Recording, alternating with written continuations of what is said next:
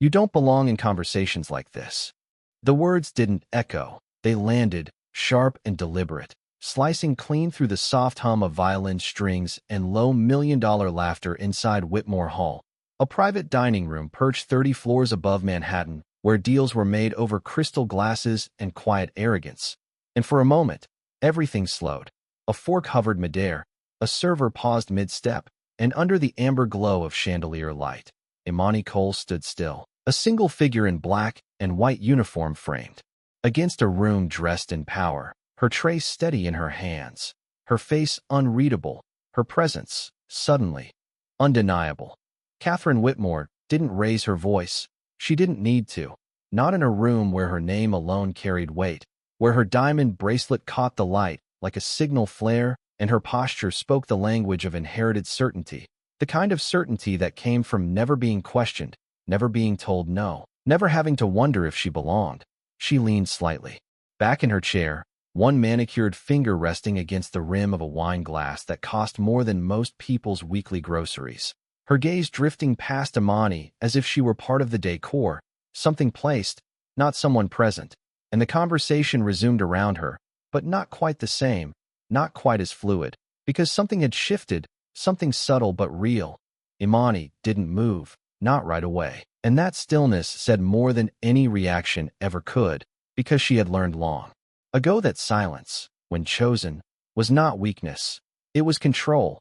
At 26, she had already lived a life measured in responsibilities rather than years, balancing double shifts and unpaid bills, carrying the quiet weight of a mother whose medical reports came with numbers that never seemed to go down, only up, and a dream she had folded neatly away when tuition became a luxury instead of a plan. She had studied law once, not in some grand university hall, but in secondhand textbooks and late-night lectures streamed through a cracked phone screen, learning the language of contracts, of clauses, of words that could build empires or break them. And though she now carried plates instead of case files, that knowledge had never left her. It had simply gone unseen. Across the table, Daniel Whitmore sat composed, his tailored suit a perfect fit, his expression controlled, the kind of man who understood numbers the way others understood emotions, calculating, precise, always watching, though tonight, his attention had been fixed on the deal in front of him, a multi-million-dollar acquisition laid out across polished wood, pages of terms and signatures, waiting for ink, waiting for commitment, waiting for a moment that would define the next decade of his company's future. And beside him, Catherine continued, her voice smooth, confident, effortlessly dismissive as she added, "These discussions are complex," her lips curving into something that almost resembled a smile, not something someone like her would understand. And this time, it wasn't just a comment. It was a line drawn, clear and intentional, a boundary between those who belonged and those who served. The air tightened, just slightly, just enough for those paying attention to feel it. And Immani felt it too, not as an insult. She had heard worse, but as something else, something more dangerous, because her eyes had already moved, almost instinctively, to the document resting near Daniel's hand, a page slightly misaligned, a paragraph buried beneath legal language that most would skim, most would trust, most would never question. But she recognized it, not the words themselves, but the structure, the pattern, the kind of clause that didn't announce itself loudly, but waited quietly for the right moment to matter. And in that second, the room, the noise, the power, all of it faded into the background as something sharper came into focus, something precise, something undeniable. And for the first time since Catherine spoke, Immani moved, just enough to shift the balance, just enough to step into the space she was never meant to occupy. Immani did not rush, and that was the first thing that felt wrong to everyone watching, because in rooms like this, servers moved quickly, quietly, invisibly. But she took one measured step forward, her eyes no longer lowered, no longer drifting past faces but fixed on the paper itself. And Daniel noticed it before anyone else did, not the movement, but the intention behind it, the way her focus shifted from service to something else entirely, something deliberate, something precise, and it made him pause mid-thought, his fingers resting lightly on the edge of the contract, as if he suddenly needed to feel it, to ground himself in something real. Catherine, however, continued, her voice smooth, almost amused now, as if the moment had already passed, as if the imbalance she created had settled comfortably back into place. "Daniel, we really should not let distractions slow this down," she said, her tone carrying that effortless authority that came from always being heard, always being followed, and a few heads around the table nodded in quiet agreement, eager to align themselves with certainty rather than question it. But Immani did not step back, and that alone began to shift the room again, subtle at first, like a change in air pressure before a storm, because people were no longer just watching Catherine, they were watching her, trying to understand why she had not disappeared back into the background where she was expected to remain. Her voice, when it came, was calm, steady, and lower than anyone anticipated, not loud enough to demand attention, but clear enough that it could not be ignored. "Sir," she said, and Daniel looked up fully now, meeting her gaze for the first time, really seeing her, not as part of the staff, not as movement in the room, but as a presence with intention. "You may want to look at page 17, and the words were simple, almost too simple, but the effect was immediate, because simplicity in a place built on complexity felt out of place. It felt disruptive. It felt dangerous. Catherine let out a soft laugh, the kind that dismissed without effort. "I think our legal team has it covered," she replied, her smile polite but sharp, and a few others followed her lead. Small chuckles, polite agreement, the social rhythm of the room trying to restore itself, to smooth over the disruption, to return to comfort. But Daniel did not laugh, and that was the second shift, quieter, but heavier, because he had built his entire career on one principle: never ignore the unexpected. And something about the way she spoke, not hesitant, not apologetic, but certain, struck a chord he could not dismiss. So he turned the page, slowly, deliberately, the soft sound of paper moving suddenly louder than it should have been, and the room followed him, conversation fading into silence again, eyes tracking the motion of his hand, waiting, watching, sensing that whatever came next would not be small. Immani remained still, her tray now lowered slightly, her posture unchanged, but inside, everything was focused, every detail aligning the way it used to when she studied case after case, line after line, learning to spot what others overlooked, learning that power was often hidden in what people assumed was unimportant. And as Daniel's eyes moved across the text, his expression shifted, not dramatically, not in a way that would give anything away immediately, but enough, just enough for those closest to him to notice that something was not right. Catherine noticed too, her smile tightening just slightly, her confidence still present but no longer effortless. "Is there a problem?" she asked, her tone light, but edged now with something sharper, something closer to impatience, because control, once disrupted, always demands to be restored. Daniel did not answer right away, and that pause stretched, thin and taut, across the entire room, because silence, when it comes from a man like him, is never empty. It is always full of calculation, always full of consequence. And for the first time that night, the balance of power did not belong to the one who spoke the loudest, but to the one who chose not to speak at all. Daniel's eyes did not rush across the page. They slowed, tracing each line with a precision that had built his empire, and the room felt it, that subtle shift from confidence to calculation, because when a man like him stops moving forward, it means something has made him reconsider the ground beneath his feet. His thumb pressed lightly against the margin of the contract, holding the page steady, as if even the paper might try to move before he was ready.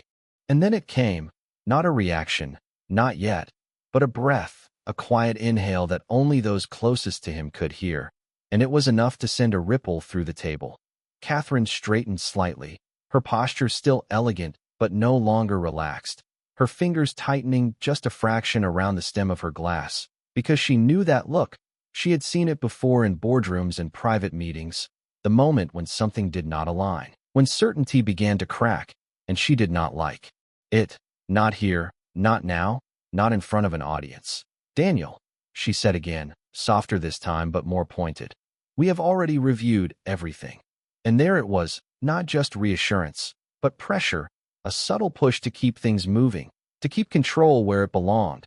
But Daniel did not look up, not yet, because his attention had narrowed completely, focused on a paragraph buried halfway down the page. a section labeled in neutral legal language that most would skim without a second thought. But he did not skim. He never had. And now, neither did Immani. She stood exactly where she had been, unmoving, but her eyes tracked his, not directly, not intrusively, but with the quiet awareness of someone who already knew what he was about to see, because she had seen it minutes earlier. The phrasing, the structure, the way a single sentence could shift ownership, control, leverage. Everything that mattered in a deal like this. Around them, the room had fallen into a different kind of silence, not the polite kind that fills space, but the heavy kind that waits, that listens, that senses something unfolding beneath the surface. And even those who did not understand contracts could feel it, the tension tightening, the balance tilting. One of the attorneys at the far end of the table leaned forward slightly, adjusting his glasses, trying to read Daniel's expression, trying to anticipate the next move. But there was nothing to read yet. Only stillness, only focus. And then, Daniel spoke, not loudly, not dramatically, but with a clarity that cut through the room sharper than any raised voice ever could. "This clause," he said, his finger tapping once against the page, the sound. Soft but unmistakable. "It transfers decision authority under certain conditions." And he paused, not because he was unsure, but because he was choosing his next words carefully, weighing them, understanding exactly what they meant, conditions that are not clearly defined. And now the room shifted again, more visibly this time. Chairs adjusting, shoulders tightening, eyes darting toward the legal team. Because uncertainty in a contract like this was not a detail, it was a fault line. Catherine's smile faded, just slightly, just enough to reveal something beneath it, something less certain. "That is standard language," she replied quickly. Too quickly, the smoothness of her tone now carrying an edge. "Our attorneys would not have approved anything risky." And for the first time, her gaze moved fully to Immani, not past her, not through her, but at her, measuring, questioning, trying to understand how someone who was never meant to be part of this conversation had just stepped into its center. Daniel finally looked up, but not at Catherine, not immediately. His eyes went to Immani first, holding there for a fraction of a second longer than expected, long enough to acknowledge, without words, that something had shifted, that her presence was no longer invisible. And then he turned to the rest of the table, his voice steady, controlled, but no longer moving toward a signature. "We are not signing anything tonight," he said, and the words landed heavier than any insult, heavier than any raised voice, because they did not just stop the conversation, they changed its direction entirely. And in that moment, the power in the room did not belong to the one who had spoken the most, but to the one who had said the least and been right. The words did not just end the meeting, they rewrote the room. Because when Daniel Whitmore said he was not signing, it was not hesitation, it was decision, and everyone at that table understood the difference. A chair shifted somewhere to the left, too loudly for such a quiet space, and one of the junior executives lowered his gaze as if the polished surface of the table might offer answers no one else could provide, but there were none. Only the slow unraveling of what had been moments away from certainty. Catherine's hand stilled completely around her glass. The confidence that once sat effortlessly on her shoulders now held in place by something tighter, something controlled, because she could not afford to let it slip. Not here, not in front of people who measured strength by consistency. "Daniel," she said again. But this time her voice carried something new. Not just authority, but insistence. "We cannot pause a deal of this size based on a misunderstanding." And the word misunderstanding hung in the air like a final attempt to shrink what had just happened into something manageable, something dismissible, something that could be corrected with a simple explanation. But Daniel did not respond immediately, and that silence, once again, did more than any argument could, because it made everyone wait, it made everyone listen, it made everyone reconsider where they stood. His attention returned briefly to the contract, his fingers adjusting the page with deliberate care, as if the paper itself had changed weight, as if it now carried consequences that were no longer theoretical. And then he closed it, not abruptly, not dramatically, but with a quiet finality that felt louder than any slammed object, and placed it flat on the table, centered, controlled, finished. "It is not a misunderstanding," he said, his tone even, measured, but firm in a way that left no space for negotiation. It is a risk. And that word shifted everything again, because in rooms like this, risk is not ignored. It is calculated, dissected, avoided, and when it appears unexpectedly, it does not get brushed aside. It gets attention. Across from him, one of the senior attorneys leaned forward, reaching for the document with careful hands, flipping to the page Daniel had marked, his brow tightening as his eyes scanned the language more closely. Slower now, more cautious, and within seconds, the subtle change in his posture confirmed what had already begun to settle over the room. That something had been missed, something significant. Catherine saw it, not in the words, not yet, but in the reactions, in the way attention shifted away from her and toward the paper, toward the problem, toward the truth that had entered the room from a place it was never expected to come from. And for the first time that evening, she was no longer leading the conversation, she was trying to catch up to it. Her gaze returned to Immani, sharper now, no longer dismissive but searching, as if looking for an explanation that would restore the order she had disrupted. "How would you even know that?"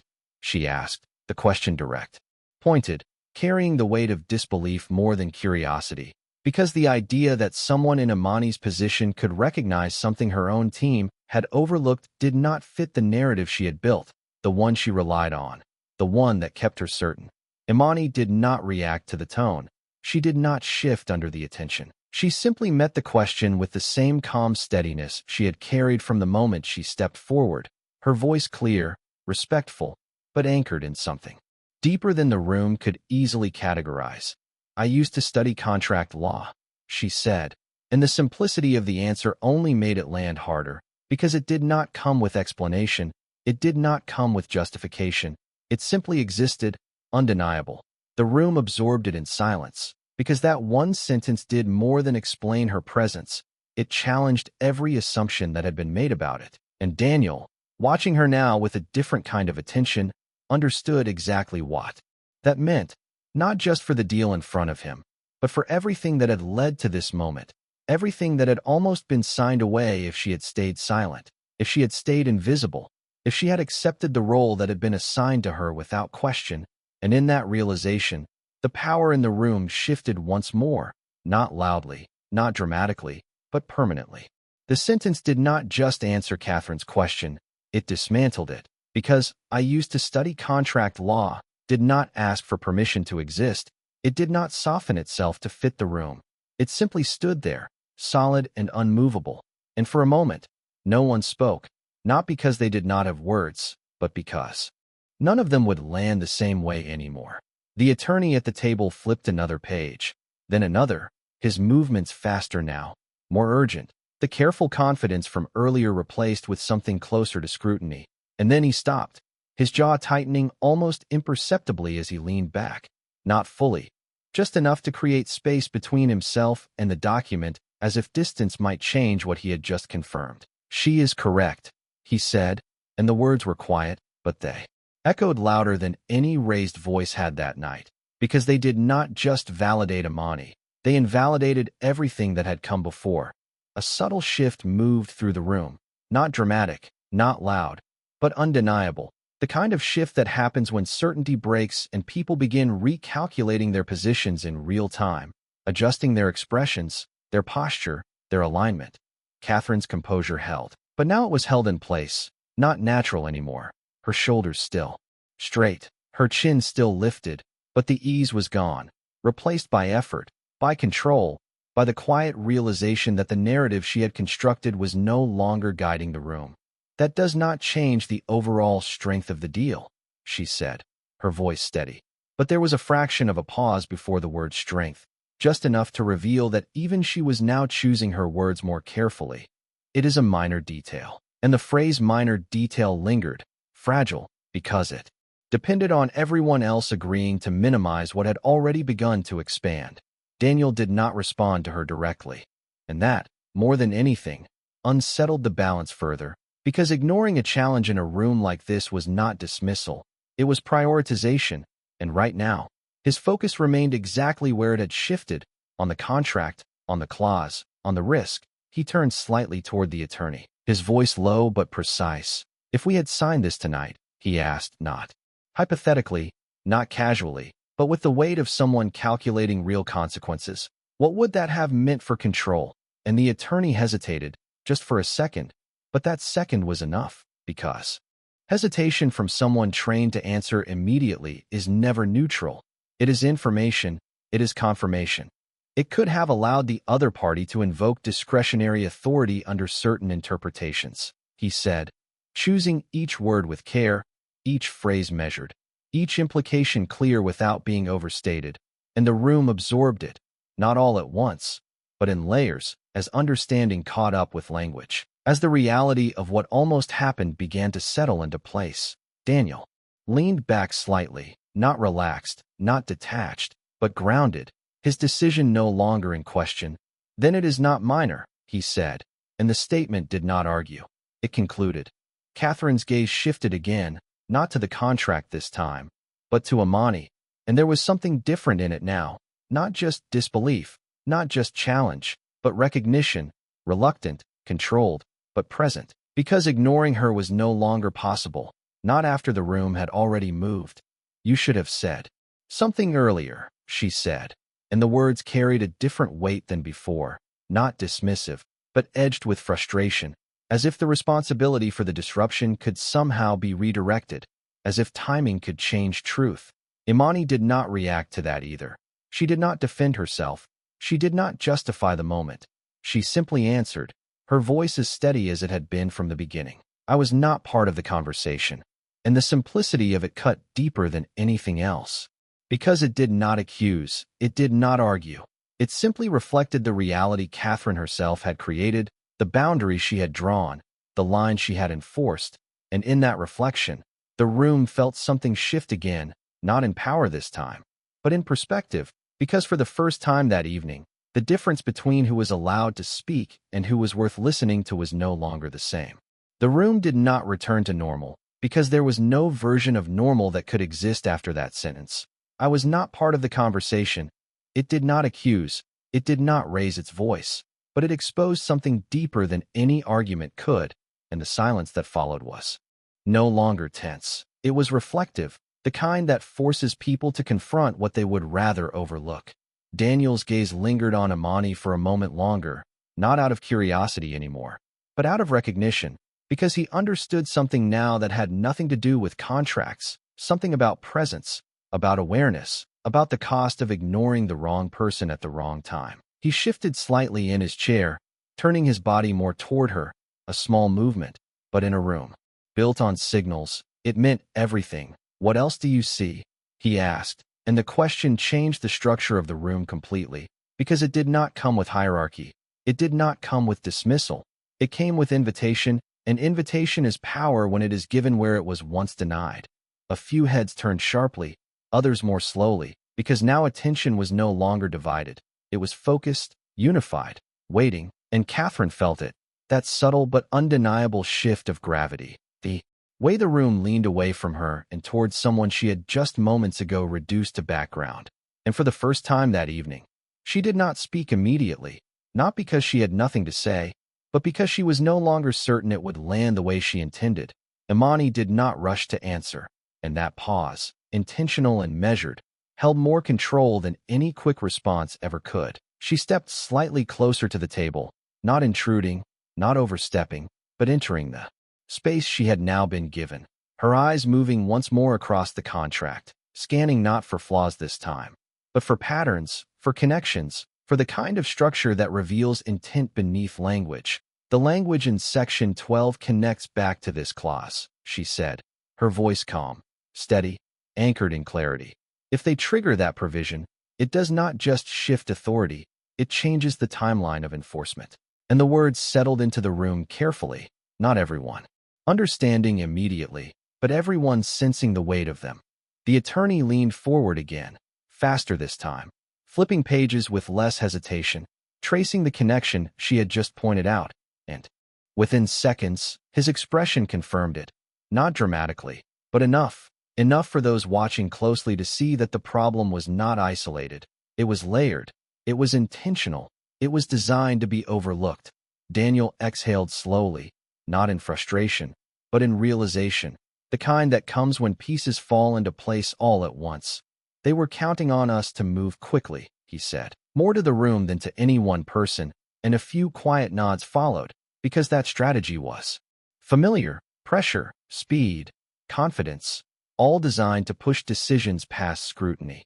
Catherine's fingers loosened slightly around her glass, not relaxed, but adjusting, recalibrating, because the room she controlled minutes ago no longer responded to the same cues, and she could feel it, not as a loss, but as a shift she had not anticipated, and in that moment, she understood something she had not considered before. That power, when assumed, is fragile, but when earned, it is undeniable. Immani stepped back then, not retreating, but returning to her place with the same quiet composure she had carried from the beginning, as if she had never left it, as if nothing about her presence needed to change now that it had been seen.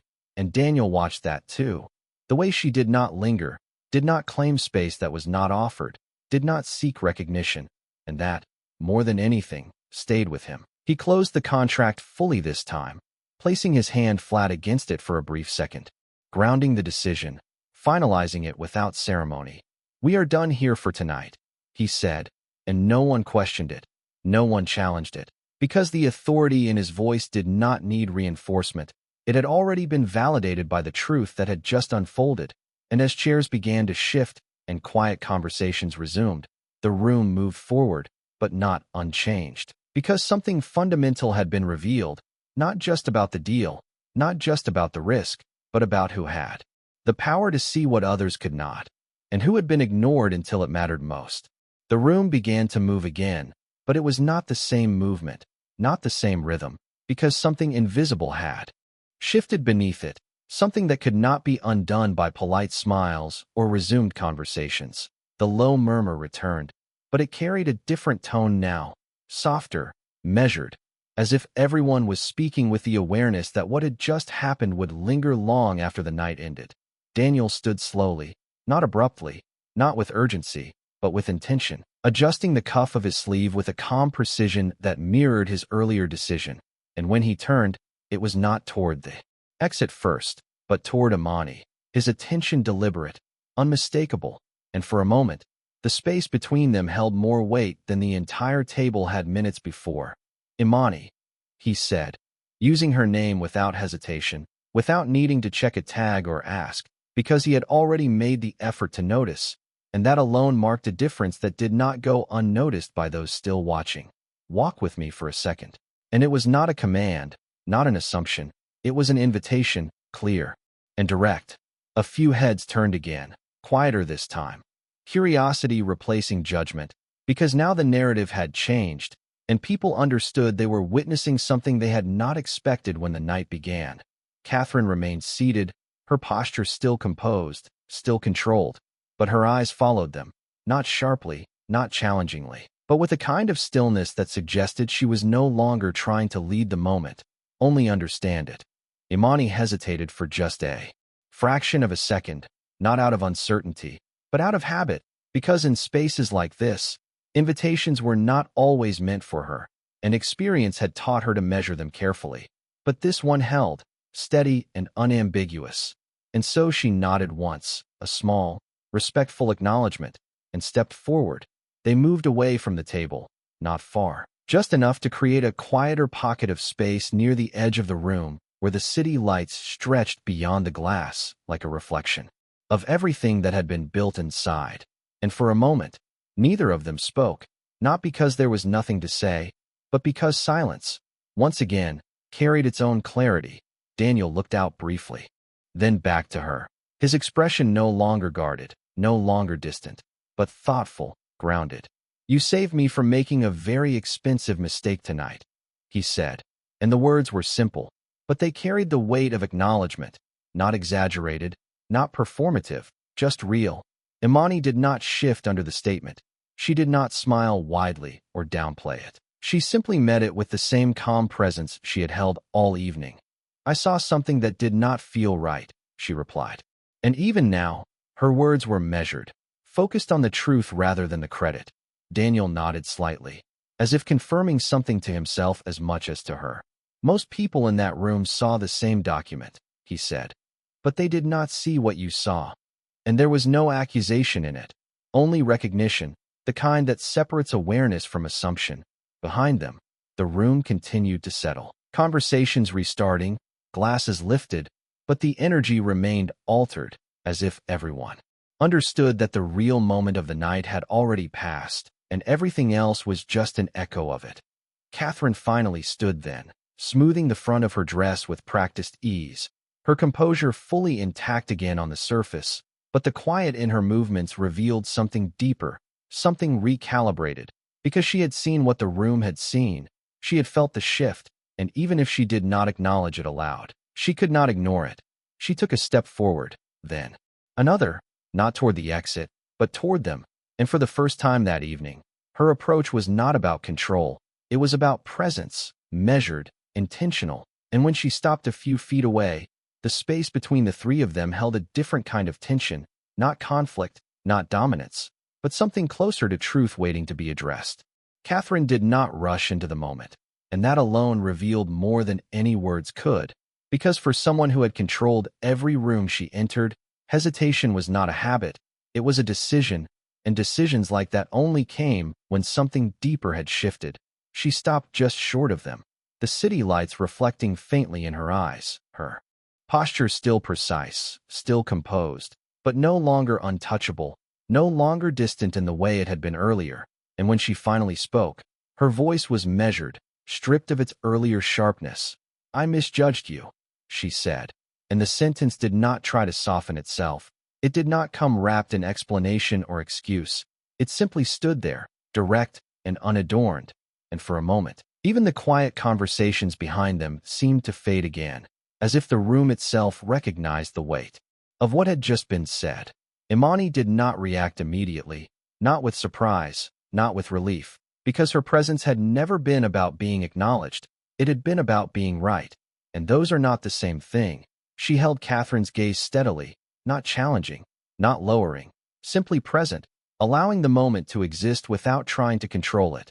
Daniel watched the exchange without interruption, his attention shifting between them, understanding that this was no longer about the deal, no longer about the contract, but about something far less tangible and far more lasting. Catherine continued, her tone steady but quieter now, as if the room no longer required her to perform.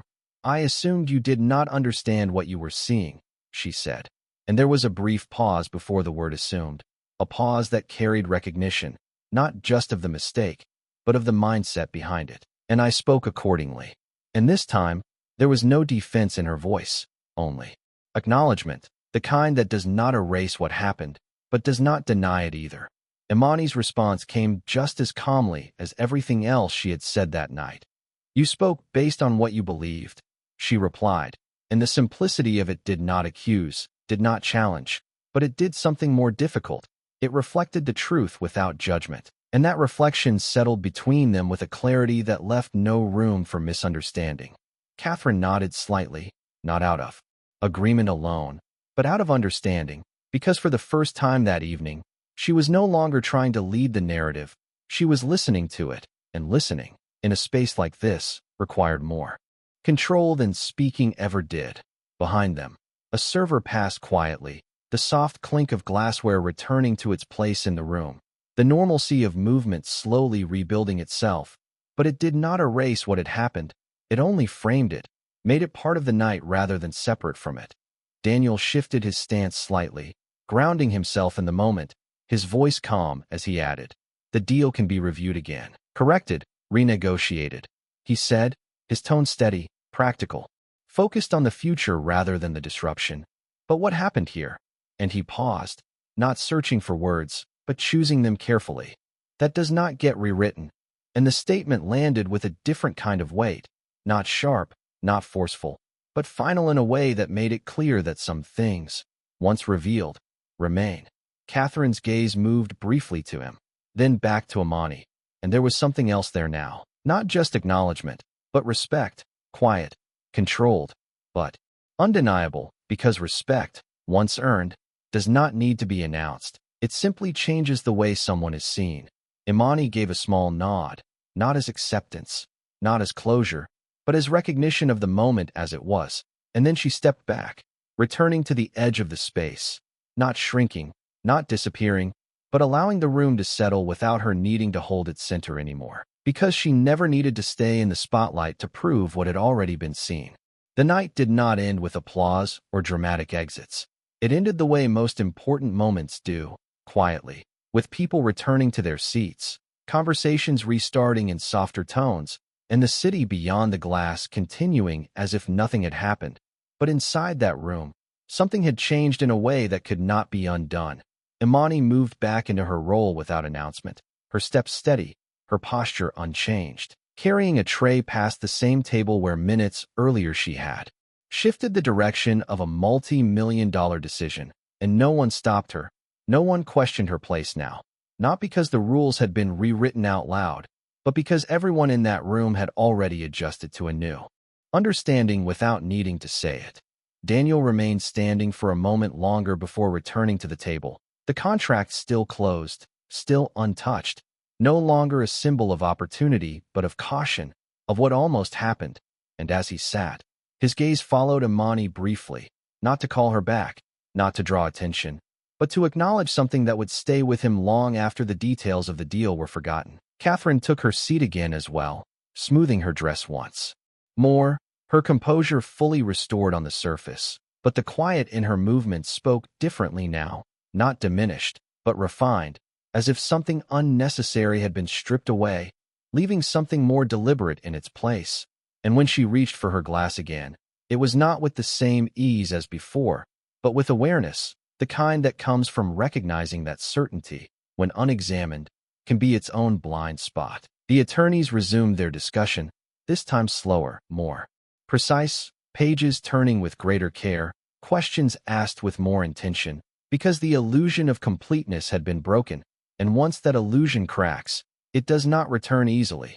Across the room, a few quiet conversations circled back to what had happened, not loudly, not as gossip, but as reflection, because moments like that do not need amplification, they carry themselves. And through it all, Immani continued her work, unnoticed again in the way she had always been, but not unseen. Not anymore, because invisibility, once broken, does not fully return. It leaves a trace, a memory, a shift in how eyes move, how assumptions form, how silence is interpreted. Daniel finally spoke again, not to the room, not to the attorneys, but to Catherine, his voice low, measured. "We almost signed away control because we were moving too fast," he said, not as accusation, but as fact, and Catherine nodded once, her expression steady. "We will not make that mistake again," she replied, and this time, the certainty in her voice was different, not based on assumption, but on experience. The evening moved forward from there. Dinner served, discussions softened, but the center of the night had already passed, and it did not belong to the deal. It did not belong to the wealth or the power or the influence that filled that room. It belonged to a single moment, a single voice, a single decision to speak when silence would have been easier. And long after the last glass was cleared and the lights dimmed, what remained was not the contract, not the numbers, not the negotiation, but the truth that had surfaced in its place. Quiet but undeniable. That power is not proven by how loudly someone speaks, but by how clearly they see. And that night, the one person who was never meant to be part of the conversation became the reason it changed.